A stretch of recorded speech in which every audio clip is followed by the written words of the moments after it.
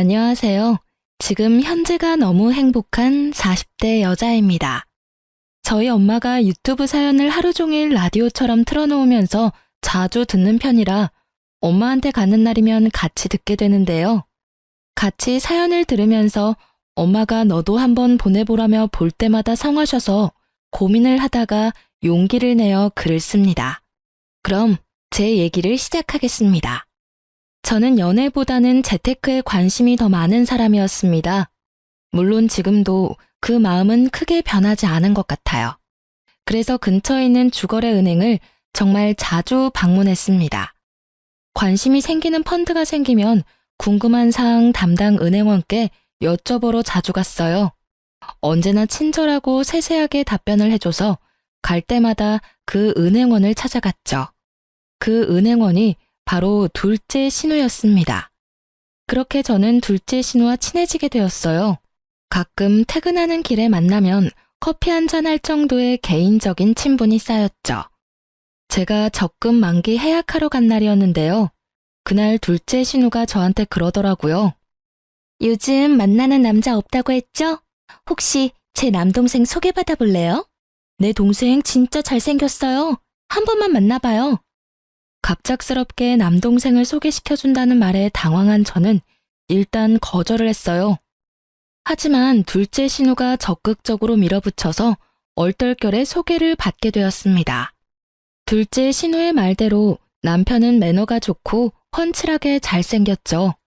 금방 호감이 생겨 교제를 시작했고 자연스럽게 결혼까지 하게 되었습니다.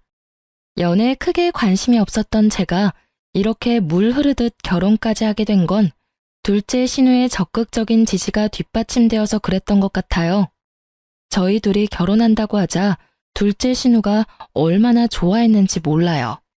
첫째 신우도 둘째 신우와 마찬가지로 저를 잘 챙겨주었죠. 남들은 신우 때문에 스트레스 많이 받는다고 하던데 저는 참 운이 좋구나 싶었어요. 저는 가족들한테도 제 수입이라든지 자산을 공개하지 않은 편이에요. 남편 역시 마찬가지였죠. 결혼 후에도 서로 수입에 터치하지 않고 생활비 통장에 같이 돈을 넣어서 사용하기로 했고 결혼식 비용과 신혼집 역시 반반으로 나눠 전세를 구했습니다. 첫 명절날 시댁으로 인사드리러 갔는데 시모가 저를 보는 둥 마는 둥 하면서 일만 고되게 시키더라고요. 이따가 3시 이후에 첫째랑 둘째네 가족 오기로 했다. 어서 주방 정리하고 청소기 좀 돌리자. 집안에 먼지가 많다. 빠릿빠릿하게 움직여라. 아침부터 제사상 차리고 치우고 밥 준비하고 먹고 또 치우고. 잠시 숨 돌리는 중이었거든요. 남편도 너무하다 싶었는지 시모한테 한마디 했습니다. 엄마, 이 사람 좀 쉬자. 이 집에 들어오고 이제야 처음으로 앉아서 쉬고 있는데 또 일을 시켜? 그리고 3시 되려면 아직 멀었어. 천천히 해도 되잖아. 첫 명절부터 며느리 너무 잡는 거 아니야? 청소기는 내가 돌릴게. 시모는 남편을 흘겨보고 나서 저에게 말하더군요. 그럼 입가심 좀 하게 과일 좀 깎아서 가져오렴. 싱크대 옆에 과일 닦아놓은 거 있다. 커피랑 해서 좀 가져와. 저는 주방에서 과일과 커피를 준비해서 내놓았죠. TV 소리만 들리고 시모와 시부는 아무 말이 없었어요. 적막한 거실에 과일 먹는 소리밖에 안 들리는데 정말 곤욕이었죠. 주방에 가서 정리나 해야겠다 하고 일어나려고 하는데 시모가 그러더라고요. 정말 내가 가슴이 답답하다. 냉수라도 가져다 드릴까요? 뜬금없이 가슴이 답답하다는 시모에게 딱히 할 말이 생각이 안 나서 농담 반 진담 반으로 정막을 깨려고 했습니다. 그러자 시모는 갑자기 저한테 손가락질하며 그러더라고요. 아니 너는 정말 너무한 거 아니니? 어쩜 그럴 수 있어? 내가 정말 너무 섭섭하고 마음이 좀 그래. 근데 냉수 같은 소리를 하고 앉아있네. 안 그래도 답답한 가슴이 더 답답해지려고 하네. 다짜고짜 저보고 너무한 거 아니냐고 하는 시모의 말을 저는 이해할 수가 없었습니다. 제가 시모에게 너무한 행동을 한 기억은 없었거든요. 어머니, 대체 무슨 말씀이세요? 저한테 뭐 서운한 거라도 있으세요? 있으시면 말씀해 주세요. 저는 지금 어머님이 무슨 말씀을 하고 계신지 전혀 모르겠어서요. 그래, 말 나온 김에 물어나 보자. 너는 돈도 그렇게 많은 애가 굳이 집을 반반으로 구했어야 했니? 우리 윤철이는 사회생활을 조금 늦게 해서 모은 돈도 많지도 않은데 결혼하면서 완전 빈털터리가 돼버렸어. 갑작스러운 신혼집 비용 얘기에 저는 어리둥절했습니다. 네? 무슨 제가 돈이 많아요. 저도 신랑이랑 비슷해요. 그리고 신랑이 저보다 월급도 많이 받는데 빈털터리라뇨. 요즘 신혼부부들은 저희처럼 다 반반으로 비용 나눠서 집 구해요. 어쩜 아주 뻔뻔하게 거짓말하는 것 좀 봐. 내가 진짜 뭐라 할 말이 없다. 이러니 내가 가슴이 답답한 거지. 아, 어머니, 대체 무슨 말을 하시는지. 저 돈 없다니까요? 네가 돈이 없긴 뭐가 없어. 내가 너 얼마 있는지 다 알고 있는데 지침이 때도 소용없어. 시모의 반응에 조금 기분이 이상했지만 일단 자리를 피했습니다. 계속 시모의 말에 대꾸를 해주다 보면 괜히 말려들 것 같았어요. 괜히 툭툭거리면서 저한테 시비를 거시는 것 같았죠. 그렇게 자리를 피해서 주방 정리를 마치고 남편과 청소기를 돌리고 있었는데 첫째 신우가족과 둘째 신우가족이 왔습니다. 시부는 가족들이 다 모였으니 술이나 한잔 해야겠다고 하시길래 거실에 술상을 차렸습니다. 시조카들은 TV 본다고 방으로 들어갔어요. 가족들이 모여서 술 한잔 하고 있는데 시모가 또 돈 얘기를 시작했습니다. 아니, 그렇게 돈이 많으면 시댁에 뭐 더 해줘야 하는 거 아니야? 옆 동네 김씨 아줌마네는 며느리가 생일 때마다 루이비통인지 구찌인지 명품 가방 사준다고 그렇게 자랑을 하던데 나는 돈 많은 며느리가 집에 들어와도 뭐 받는 것도 없고 자랑거리도 없고 에휴. 첫 명절에 오자마자 반기지는 못할 망정 일만 주구장창 시키시더니 가족들이 모두 모인 자리에서까지 돈돈거리니까 너무 듣기가 싫더라고요. 어머니, 아까부터 계속 돈 얘기하시는데 저 돈 없어요. 어디에서 무슨 얘기를 듣고 자꾸 그러시는 거예요? 저한테 돈 맡겨놓으신 것도 아니고 솔직히 듣기 좀 그래요. 가족들도 다 모였는데 언제까지 돈 얘기만 하실 거예요? 너는 언제까지 계속 없는 척 할 거니? 네가 돈 많다고 하면 내가 떼어먹을까 봐 그러는 거야? 속일 걸 속여야지. 제가 뭘 속였다고 그러시는 거예요? 저 어머님 속인 적 없어요. 그렇게 시모랑 투닥거리고 있는데 둘째 신우가 끼어들면서 한마디 하더라고요. 옳게, 엄마 다 알고 있어. 옳게가 돈 많은 거. 돈 많으면 좋은 건데 왜 자꾸 숨겨, 가족끼리? 아니, 형님까지 왜 그러시는 거예요? 옳게, 내가 담당 은행원이잖아. 내가 봤더니 계좌에 억소리 나게 있던데 지금 내가 다니는 은행에만 10억이 예치되어 있던데 다른 은행에도 적금이랑 펀드 있잖아. 대체 얼마나 알짜배기인 거야? 너무 부럽다. 알고 보니 은행원인 둘째 신우가 제 계좌를 몰래 확인했던 것이었습니다. 저는 너무 당황해서 얼굴이 새빨개졌어요. 시댁 식구들은 다 알고 있는 눈치였어요. 시모는 그 상황에서 한마디 더 붙여서 말했죠. 아니, 이렇게 증거가 명확한데 왜 자꾸 속이는 거야? 돈이 그렇게나 많은데 왜 없다고 하는 건지. 그리고 지금 살고 있는 집도 본인이 가지고 있는 돈으로 다 해결 가능하면서 왜 반반으로 했는지 아무리 생각해도 나는 이해가 안 돼.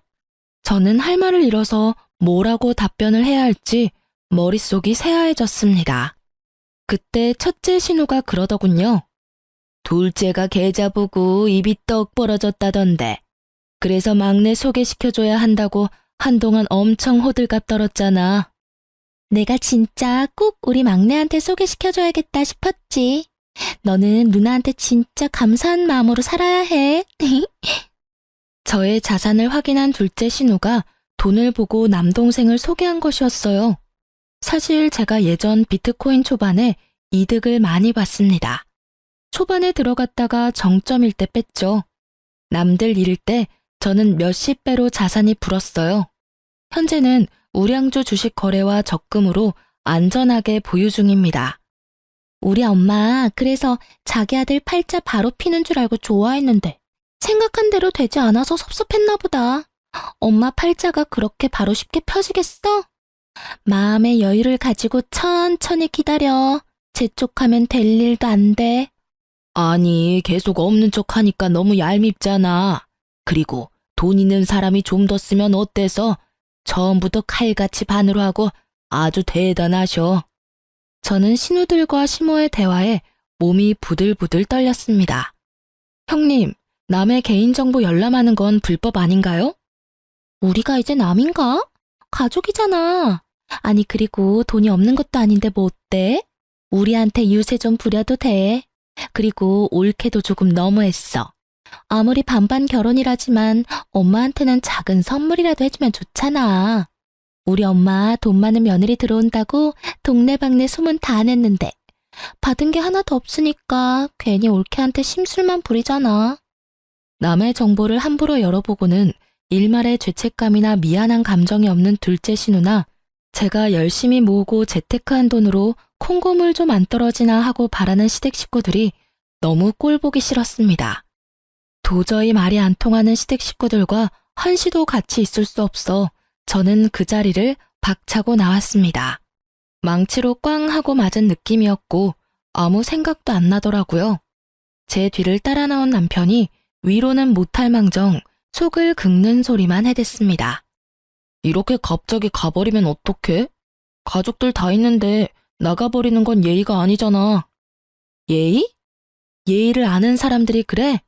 당신 가족들은 나한테 막 대해도 되고 나는 예의를 차려야 하는 거야? 왜 나만 예의를 차려야 해? 그리고 당신도 알고 있었지? 당신도 다 알고 날 소개받은 거구나. 속으로 무슨 생각을 하면서 날 만났어? 아주 옳다구나 했어. 내가 알고 있었던 몰랐던 그게 뭐가 중요해? 우리 서로 좋아서 결혼한 거 아니야? 나는 중요해. 당신은 처음부터 내가 좋았던 게 아닌 거잖아. 둘째 형님한테도 너무 실망했어. 잘해주고 친절하게 해줬던 게 내 계좌 잔액을 보고 그랬던 거잖아. 어쩐지 내가 적금 해지하러 갈 때 그렇게 당신을 만나보라고 성하더니 검은 속내가 있었네. 난 그것도 모르고. 검은 속내라니 왜 그렇게 삐딱하게 생각하는 거야? 설령 둘째 누나가 당신이 돈이 많아서 나를 소개시켜줬다 한들 서로 안 맞았으면 이렇게 결혼까지도 못했을 거 아니야. 내가 당신 돈 보고 좋았으면 결혼 반반 비용하자고 할 때도 가만히 있었겠냐고. 당신 하자는 대로 다 했잖아. 그럼 지금 이 상황에서 내가 어떻게 생각해야 해? 나는 지금 누군가가 내 뒤통수를 세게 맞은 느낌이야. 얼얼해. 어떻게 뒤에서 나 몰래 그런 얘기들을 함부로 주고받을 수가 있어?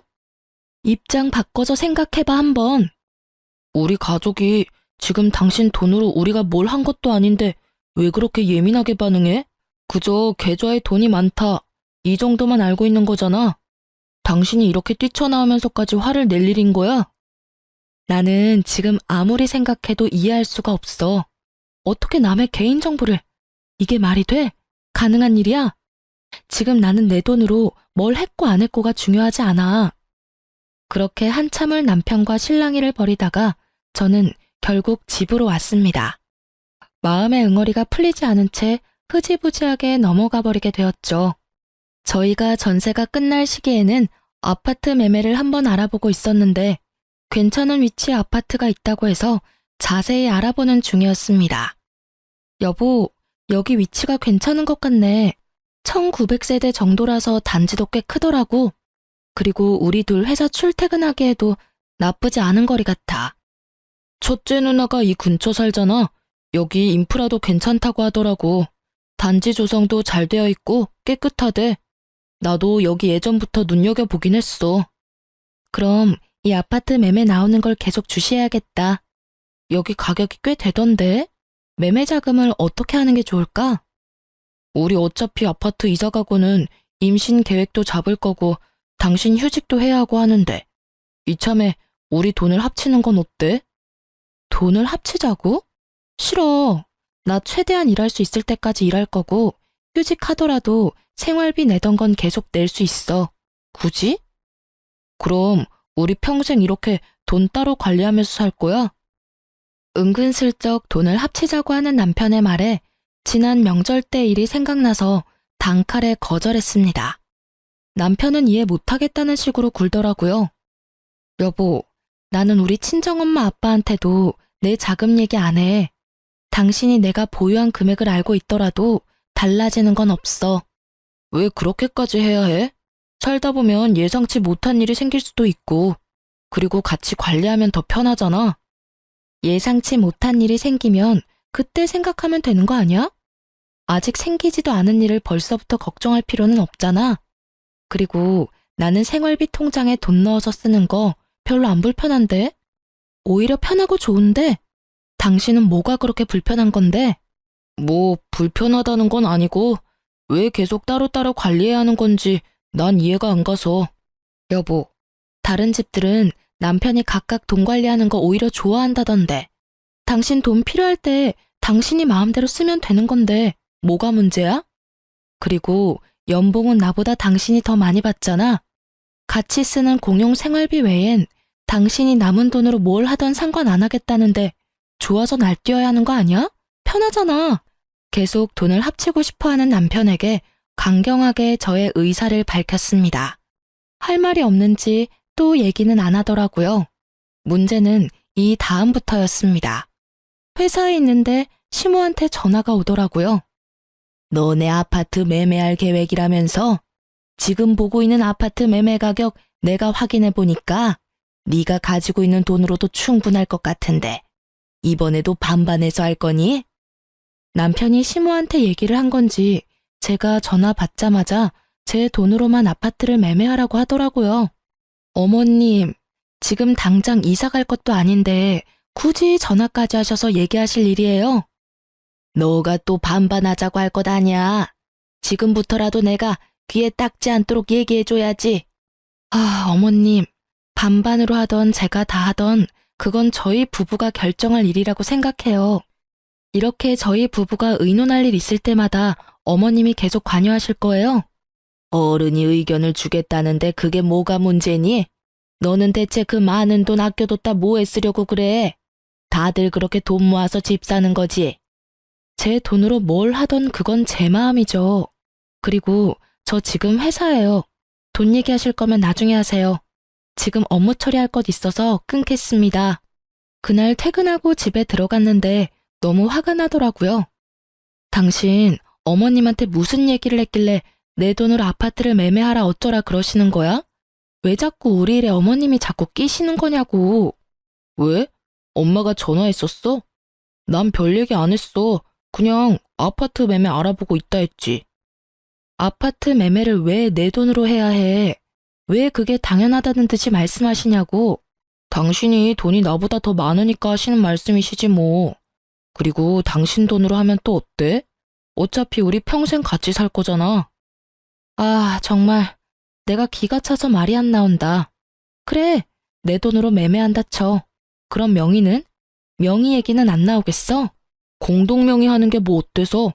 부부가 같이 사는 집인데 공동명의가 대수야? 공동명의 같은 소리 하네. 내 돈으로 했는데 무슨 공동명의야? 당연히 내 명의지.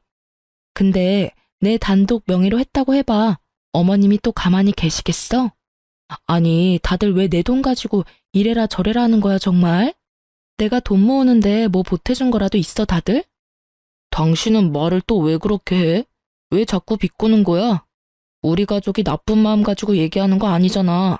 공동명의 한다고 해서 뭐 당신 인생이 크게 달라져? 내 개인정보를 몰래 열람한 둘째 신우와 자꾸 돈을 합치자며 은근슬쩍 묻어가려는 남편과 그리고 돈돈거리면서 제 속을 긁는 시모 때문에 저는 결국 참다 못해 터졌습니다. 나 지금까지 계속 참고 얘기 안 했는데 솔직히 둘째 형님 이거 범죄 아니야? 은행원이 고객의 개인정보를 함부로 열람해. 그리고 그걸 발설까지 했어. 이거 신고감이야, 알아? 당장 은행원 자격 박탈당해도 할 말 없는 거라고. 아니, 어떻게 자기 개인적인 궁금증을 위해 그런 몰상식한 행동을 할 수가 있어? 그게 무슨 범죄야. 당신 돈을 빼돌린 것도 아니고. 그리고 몰상식? 자꾸 말 이상하게 한다. 싸우자는 거야? 우리 누나를 어떻게 보는 거야? 빼돌려야 범죄야? 요즘 개인정보보호법 강해진 거 몰라? 당신네 회사에서도 매년 개인정보 보호 교육하지 않아? 법정 의무 교육이라 회사에서도 중요하게 생각하는 부분이라고.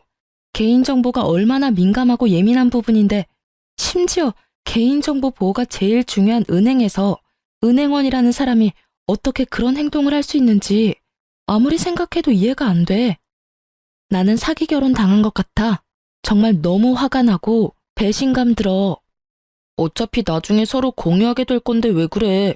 그냥 조금 빨리 알게 된 것뿐이야. 근데 우리 집 식구들도 모르는 내 자산을 시댁 식구들이 다 안다는 게 말이 돼? 그리고 내 동의를 얻고 공유한 거야? 그냥 남의 소중한 개인정보를 빼돌린 거야. 왜 사태의 심각성을 전혀 모르지? 알면 또 어때? 당신이 뭐 해줄 것도 아니면서. 저는 벽이랑 말하는 것 같았고 남편에게 무슨 말을 해도 제 마음을 이해해주지 않을 것 같았어요. 그 와중에 시모가 또 전화가 왔습니다. 지금은 회사 아니지? 그리고 아무리 바빠도 그렇지 너는 시어머니 전화를 그렇게 끊니? 그래서 결정은 했어? 네가 매매하기로? 이 사람들이 정말 날 돌아버리게 하고 싶어서 작정했나 싶었죠. 어머님, 제발 그만 좀 하세요. 계속 그럴수록 저는 어머님이 말씀하신 대로 하기 싫어져요. 제가 알아서 하겠다고요. 말하는 뽐새 좀 봐. 예, 네가 뭐 해준 것도 없으면서 뭘 그렇게 유세야? 용돈이라도 많이 주는 것도 아니면서. 같이 살지도 않는데 매달 50씩 넣어드리잖아요. 명절엔 별도로 드리는데 뭐가 그렇게 부족하세요? 지금 안 그래도 저희 부부 그놈의 돈 때문에 싸우고 있거든요. 어머님까지 안 그러셔도 충분해요. 진짜 저 미쳐버릴 것 같으니까 이제 좀 그만하세요. 내가 너한테 뭘 어쨌다고 그렇게 난리를 쳐? 제 계좌를 몰래 본 둘째 형님도 너무 소름 끼치고 제 재산 미리 알고 저한테 자꾸 돈돈거리는 어머님한테도 진절머리가 나고요. 그리고 지금 이 상황이 얼마나 심각한 상태인지도 모르는 바보 같은 남편한테는 정이 뚝 떨어집니다. 정말 지긋지긋했습니다. 다툰 후 서로 마음이 풀리지 않은 채로 지내던 중에 친정 식구들이 오랜만에 신혼집에 놀러 오겠다고 하더라고요. 시댁과는 거리가 가까워 자주 왕래하지만 친정은 편도 2시간이 넘는 거리라 자주 못 오기도 하고 저희 부부도 친정에 자주 찾아가지 못하거든요. 꽁기한 마음으로 남편과 마트에서 장을 보러 갔습니다. 장볼 거리를 이것저것 담고 있는데 남편의 사촌 누나를 만났습니다. 남편도 오랜만에 만나서 반갑게 인사를 하며 서로 이런저런 얘기를 나누는데 뭔가 쎄한 대화를 하더라고요. 이번에는 잘 지내고 있어? 어때? 별 문제는 없고? 지난번에는 워낙 잡음도 많고 시끄러웠어가지고 걱정이 좀 된다, 야. 어? 아유, 누나는 참 무슨 말을. 당연히 잘 지내지. 우리 어서 장봐야해서 그만 갈게. 다음에 또 봐. 그래, 잘 지내면 됐지. 제발 좋은 소식만 들려줘라. 남편은 뭔가 서둘러 대화를 종료하는 느낌이었어요. 뭔가 기분이 좀 묘하더라고요. 지난번에? 사촌 누나가 하신 말 괜히 좀 신경 쓰이네. 그게 무슨 말이야? 전에 뭔 일이 있었어? 뭐 전에 사귀던 애 얘기하나 보지. 진짜 저 누나도 주책이야 정말. 어서 장 보고 가자. 도착하시기 전에 청소기도 좀 돌려야지. 그렇게 그날 마트 장을 보고 친정 식구들과 식사를 마치고 배웅을 한 이후에도 계속 사촌 누나와 남편의 반응이 계속 머릿속에 맴돌았습니다. 여자의 촉이라고 할까요? 제가 전에 만났던 남자친구의 바람도 이 쎄한 촉으로 잡아냈었거든요. 다음날 퇴근하고 집에 왔더니 남편이 좀 늦는다고 연락이 왔습니다. 저는 계속 생각나는 이 찝찝한 마음을 해결해야겠다고 생각을 했어요. 시댁 식구 중에서도 제일 물러터진 첫째 신우에게 전화를 해봤습니다. 옳게. 무슨 일이야? 퇴근은 잘했어? 지난번에 기분 상한 건 좀 풀린 거야? 우리 엄마는 아직도 화가 덜 풀렸는지 전화할 때마다 내 귀에서 피날 것 같아. 올케가 잘 달래줘봐. 우리 엄마 삐지면 오래 가서 피곤하단 말이야. 솔직히 다 풀리진 않았어요. 어머님한테도 아직 상한 감정이 남아있고요. 그냥 큰형님 뭐 하시나 싶어서 전화했어요. 그때 제가 너무 남아 계신 분들 민망하게 박차고 나온 것도 죄송해서 사과할 겸 궁금한 거 여쭤볼 겸 전화했어요. 궁금한 거? 우리 올케가 궁금한 게 뭘까? 말해봐. 내가 얘기해 줄 수 있는 건 해줄게. 저희가 요즘 많이 다투거든요. 그날 이후로 계속 의견 충돌로 싸우게 되더라고요. 그러다가 남편이 전에는 너무 많이 서툴렀었는데 이번에는 저와 잘 지내보고 싶다고 그러더라고요. 그래서 전에는 어땠는지 궁금해서요. 지난번에 신랑 사촌 누나도 우연히 만났는데 또 전에 있었던 일 얘기를 하시길래요. 전에? 어, 윤철이가 얘기한 거야? 다? 어떻게 알게 되었어? 어디까지 알고 있어? 제 얘기를 듣던 첫째 신우는 잠시 놀란 듯 뜸을 들이더니 제 미끼를 덥석 물었습니다. 네, 형님. 저 신랑한테 다 들었으니까 얘기해 주셔도 돼요. 다 알고 있어요. 신랑이 얘기해 주긴 했는데 큰형님도 옆에서 많이 보고 듣던 게 있으셨을 거잖아요. 저희도 그전처럼 되지 않으려면 서로 노력도 해야 할 거고 저도 좀 더 알아서 참고가 되지 않을까 싶어서요. 걔는 뭘 또 그런 걸 얘기했다니? 좋은 일도 아니고. 뭐 그래도 계속 숨기다가 나중에 걸리느니 차라리 잘 됐다고 해야 하나? 일단 둘 다 너무 어렸지 않니? 그저 사랑이라는 마음 하나 가지고 같이 잘 살겠다고 시작했는데 너도 지금 결혼해봐서 알겠지만 결혼이 사랑 하나 가지고 되니? 첫째 신우는 제가 물어보지 않은 얘기도 술술 불었습니다. 얘기를 듣자 하니 남편은 20대 중반 여자친구와 혼인신고는 안 했지만 3년 넘게 결혼 생활을 유지하고 헤어진 전처가 있었습니다. 솔직히 깨름칙하긴 했지만 전처가 있었을 거라고 상상도 못했습니다. 저와 결혼이 처음이 아니란 거잖아요. 어떻게 그렇게 중요한 사실을 알리지 않았는지 배신감이 들었고 손까지 바들바들 떨렸습니다. 손까지 바들바들 떨렸습니다. 당장이라도 전화를 끊고 남편한테 어찌된 영문인지 따지고 싶었지만 저는 아무렇지 않은 척, 다 알고 있는 척 전화를 끝까지 다 받고 끊었습니다. 첫째 신우와 통화를 끊고 나니 머리가 띵하더라고요. 마음을 진정시키고 있었는데 남편이 퇴근하고 들어오더라고요. 오자마자 저녁밥부터 찾는 남편 놈을 노려보며 말을 했습니다. 저녁밥 같은 소리라네? 지금 밥이 목구녕으로 들어가니? 당신 진짜 미친 거 아니야? 당신네 식구들이 나한테 돈 많은 거 속였다고 할 자격이 있어? 퇴근하고 오자마자 또 그게 뭔 소린데? 대체 왜 얼굴만 보면 잡아먹으려고 난리야? 나도 숨 좀 쉬자 제발. 당신 나랑 첫 번째 결혼이 아니더라? 전처가 있다면서. 저의 말에 남편의 얼굴은 급속도로 어두워졌죠. 무슨 말이야 그게? 아니 이렇게 중요한 사항을 꽁꽁 숨기고 있었어?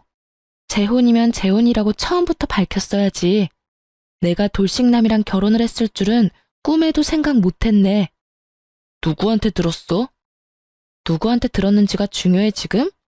내 자산을 알고 결혼한 것부터 시작해서 초혼이 아니라는 것까지. 이건 진짜 명백히 사기 결혼이야. 알아? 당신 참 양파 같은 사람이야.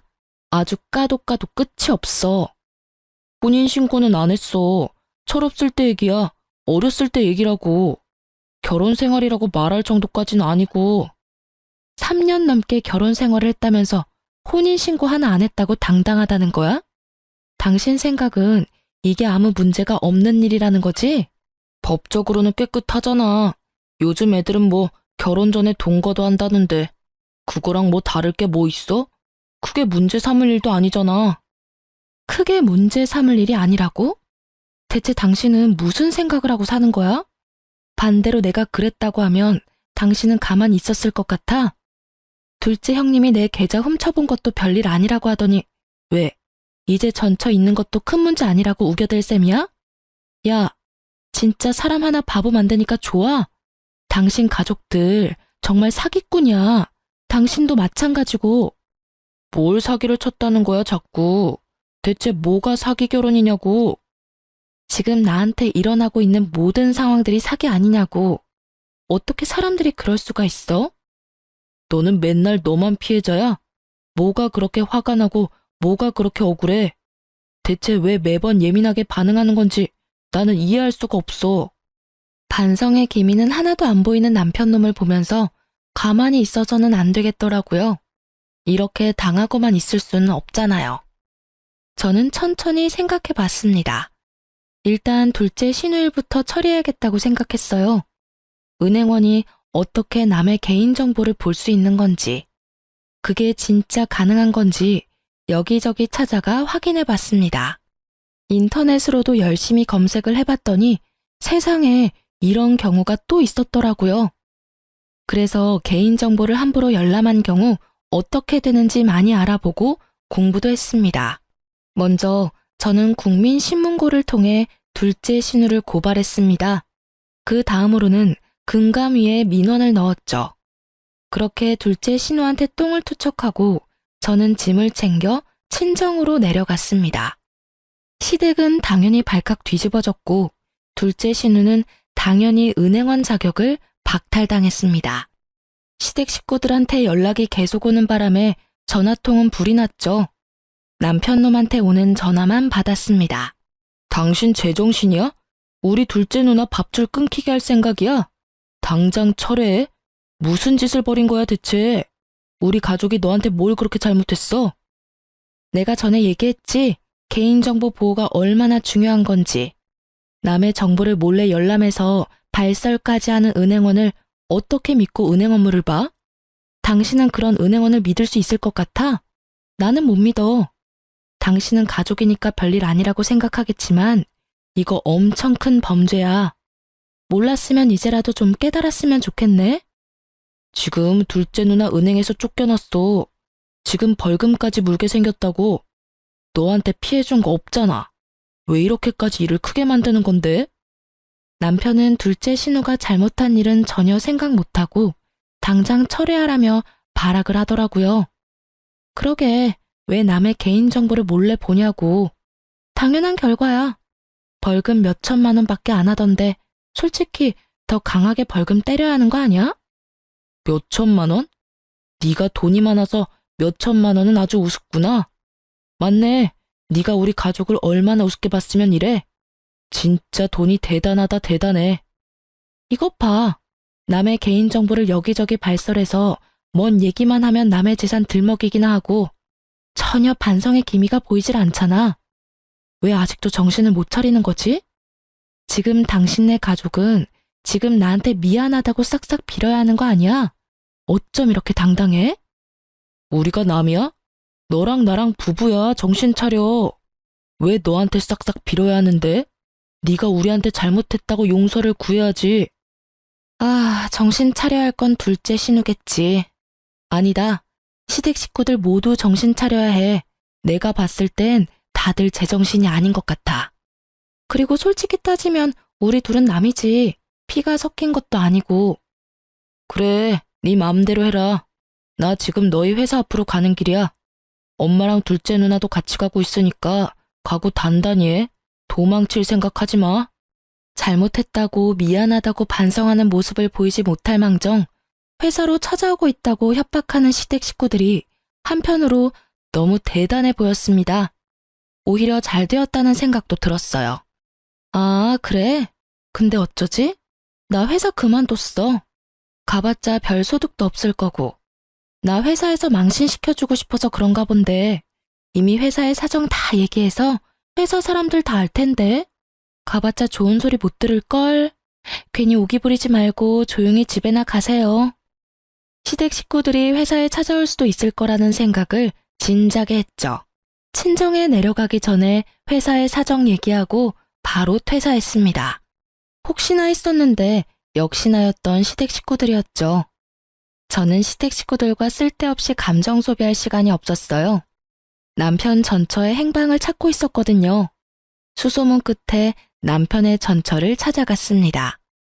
얼마나 고생을 많이 했는지 처음 봤는데도 얼굴이 헬쓱해서 안쓰러워 보이더라고요. 전처한테서 제 남편과 헤어지게 된 몇 가지 이유들을 모두 듣고 경악을 금치 못했어요. 저희 친정이 잘 사는 편은 아니에요. 그래서 처음에 결혼한다고 했을 때부터 별로 좋아하지 않았어요. 어떻게 알았는지 제가 얼마 모았는지도 알더라고요. 그리고 볼 때마다 친정 부모님은 얼마나 일을 안 했길래 돈이 없냐고 구박하시더라고요. 전처는 어렸을 때라 잘 몰랐던 것 같은데 둘째 신우가 전처와 전처 친정 식구들의 자산까지도 확인했나 보더라고요. 아주 상습범이었죠. 전 남편은 같이 있을 때는 잘해줬는데 시댁에만 가면 꿀먹은 벙어리였어요. 전 첫째 신우랑 둘째 신우는 저를 완전 투명인간 취급했고 전 시모는 저를 볼 때마다 그렇게 노려보면서 구박하더라고요. 제가 돈이 많은 걸 알고도 그렇게 사람 못 살게 괴롭혔던 시모가 전처한테는 또 돈 없다고 얼마나 개무시를 했을지 안 봐도 비디오였습니다. 남편 놈은 중간 역할도 못했고 시간이 좀 지나니까 같이 개무시를 했었다고 합니다. 듣고 있던 제 주먹이 불끈 쥐어질 정도로 전처가 일방적으로 당하기만 했더라고요. 그때는 어렸으니까 한번 대들지도 못하고 다들 저처럼 참고 사는 줄 알았어요. 그리고 그때 제 뱃속엔 아기가 있어서 더 참고 살았죠. 근데 아기가 성별이 여자 아기인 거 알고선 더 구박을 하더라고요. 딸은 필요 없다고, 혼인신고도 안 했으니까 이혼하라고, 자기 아들 앞길 망치지 말라고, 3천만 원 줄 테니까 그냥 나가라고, 해서 꺼지라고. 시모는 제가 생각했던 것보다 훨씬 더 못되고 나쁜 사람이었습니다. 전처는 결국 온갖 구박을 견디다가 못해 돈을 받고 그 집을 나갔다고 해요. 어떻게 사람들이 그럴 수가 있죠? 지금 아기는 잘 크고 있는 거죠? 지금 유치원에 잘 다니고 있어요. 밝고 예쁜 공주님이에요. 어린 게 뭘 아는지 모르겠지만 아직까지 아빠도 안 찾고 씩씩해요. 제가 그렇게 돈을 받고 나왔지만 너무 억울하고 그때 일만 생각하면 너무 화가 나요. 기회만 있다면 복수하고 싶을 정도로요. 그런데 저는 아무것도 없잖아요. 복수할 수 있는 용기도 없고 돈도 없고. 남편 놈과 결혼 생활로 상처투성이인 전처는 늘 복수의 꿈을 꿨다고 합니다. 제가 대신 통쾌하게 복수해주겠다고 자신있게 말했어요. 저는 전처와 헤어진 후에 바로 시모를 찾아갔습니다. 시모는 절 잡아먹을 것 같은 눈으로 째려보더라고요. 이렇게 빨리 제 발로 찾아올 줄은 몰랐네. 뭐 좋은 소리 들으려고 온 건 아닐 테고 아니면 둘째 일 철회해주러 온 거니? 남편한테 혼외자가 있었던데. 알고 계세요? 예쁜 손녀도 있으시던데. 그게 무슨 소리인지 전혀 모르겠네. 너도 잘 알다시피 나는 우리 딸이 낳아준 손자 3명밖에 없는데 나한테 손녀가 어디 있니? 너 뭐 잘못 먹었어? 어디서 그런 기분 나쁜 소리를 듣고 온 거니? 네네, 뭐 저도 어머님이 인정하실 거란 생각은 안 했어요. 제가 혼외자가 있는 남자와 어떻게 살 수 있겠어요? 사기 결혼인 거 아시죠? 얘기 들어보니까 어머님이 내쫓으셨다고 하던데 어머님 진짜 대단하신 분이었더라고요. 솔직히 좀 어머님이 무섭기도 하네요, 이제는. 참, 저 이혼하겠습니다.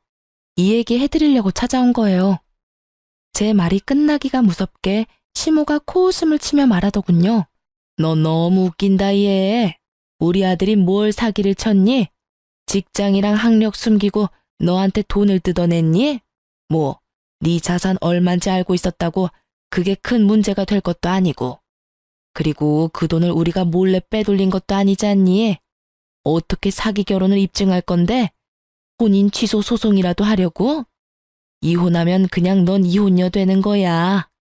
둘째 딸 일은 우리가 그냥 눈 감고 넘어가 줄 테니 기회 줄 때 그냥 참고 살아. 어머님, 저희 혼인신고도 안 했는데 무슨 소리 하시는 거예요? 그제서야 시모는 깜짝 놀라 어버버거리기 시작했어요. 뭐? 무슨 말이니? 너네 결혼식 올리자마자 내가 윤철이한테 혼인신고 바로 하라고 시켰는데 그럴 리가 없어. 아, 그래서 신랑이 그렇게 혼인신고 빨리 하라고 재촉한 거였네요. 저보고 하라고 했었는데 제가 좀 바빠서 미루다가 못했어요, 어머니. 사실 이혼이랄 것도 없고 전처처럼 그냥 각자 갈 길 가면 되거든요. 안 그래도 결혼하자마자 혼인신고해야 한다고 남편이 입버릇처럼 얘기하더라고요. 어차피 저도 혼인신고는 해야 하긴 하니까 나중에 연차 쓸 수 있을 때 할 거라고 말만 해놓은 상태였거든요. 바쁘기도 하고 귀찮기도 하고 해서 계속 미루고 있다가 한 달이 지나선 완전 깜빡 잊고 있었던 거죠. 남편은 제가 당연히 혼인신고했다고 생각했나 봐요. 저는 그렇게 속 시원하게 할 말 다 하고 친정으로 다시 내려왔습니다. 그날 저녁 남편이 찾아왔습니다.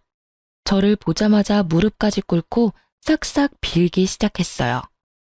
둘째 신우가 계좌 본 걸 내가 알았을 때 그때 무릎 꿇지 그랬어. 이제 와서 이게 무슨 소용이야? 안 그래? 전처 일은 정말 미안해. 속일 생각은 없었어. 그리고 아기도 낳은 줄 몰랐어. 당연히 그렇게 나가고 쥐었을 줄 알았지 내 애가 세상에 태어났을 거라고는 생각도 못했어. 그 이후에 연락도 안 했었고.